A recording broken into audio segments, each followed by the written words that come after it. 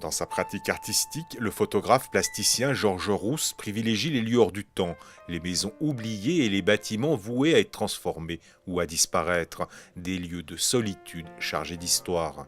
Il attache une importance primordiale à l'ambiance dégagée par le lieu et c'est véritablement une rencontre qui s'opère à chaque installation.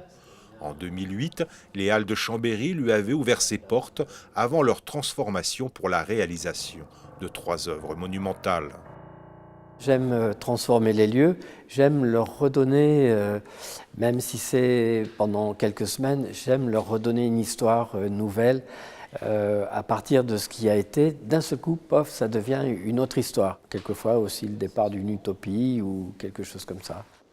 Le travail de Georges Rousse opère à la limite de la peinture, de l'architecture, de la sculpture, de l'installation, de la photographie et de l'illusion. Et le travail de Georges Rousse trompe l'œil et le regard. Dans ce jeu d'illusions auquel nous soumet l'artiste, le recours à la photographie met en scène toutes les ambiguïtés de l'œuvre.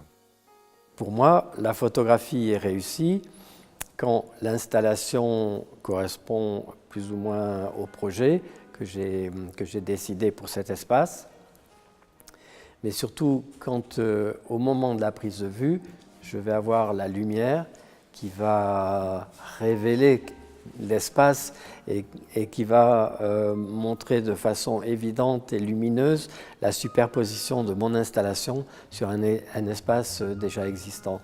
Et ça, au moment de déclencher, je vis ce moment où je sais que ma photo est réussie parce que c'est la synthèse de tout ça, de toute cette action, plus la lumière, plus l'image photographique. En utilisant l'architecture, l'espace et la lumière, Georges Rousse bouscule les codes, se joue des dimensions et des couleurs que seule la photographie restitue. Dans l'ancien hall d'accueil de l'hôpital, il nous invite à entrer dans son univers, un monde bousculé où l'homme est encore présent, où la vie passée est encore perceptible.